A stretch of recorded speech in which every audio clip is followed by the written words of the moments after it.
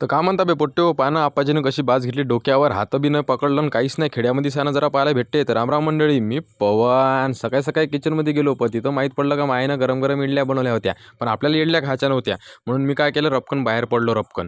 आणि मग बाबू बस स्टॉपवर जवाई बाबू भेटले, सूरज भाऊ चिकटे. याचा रामराम घेऊन आम्ही आलो थेट नाल्यावर. नाल्यावरचं पाणी फक्त आमच्या गावाकडे धुवाले वापरते, पण यानं घरून पाणी आणलं होतं. म्हणे 10 मिनिटात मी हागून आलो म्हणे. मी म्हणलं तुला जास्तच लागतं संडासले, पण 15 मिनिटं लागले म्हणून मित्र त्याला झापला. त्याला अबे एवढा टाईम लागत असते का म्हणे हागाले. मग असं करून आम्ही आलो होतो कारेगावले. कारेगावले बाबू तुम्हाला सांगतो, एक नंबर कमान बनवली होती गाडेपाटलानं. त्याच्यानंतर या हॉटेलमध्ये बापा येते यायला सोपं जाते, पण नंबर लावायला भारी भारी जाते. कवा या कविता गर्दीच गर्दी राहते बिनाकामाची.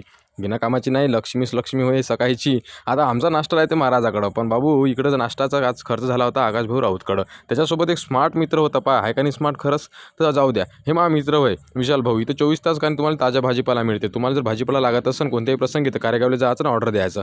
मग गावामध्ये आलो होतो, लहान लहान पोट्ट्याची कुस्ती पाहिली, लय मस्त वाटलं होतं. पण तयारी केली होती आपण लग्नाची. यवतमाळ जायचं होतं मला. यवतमाळले होतं लग्न गोरकार फॅमिलीचं. लहान पोरीकडून मी अक्षदा आता घेतल्या, पण मग मला माहीत पडलं अंदर गेल्यावर का लग्न 10:30ला लागलं आणि मी 12ला आलो.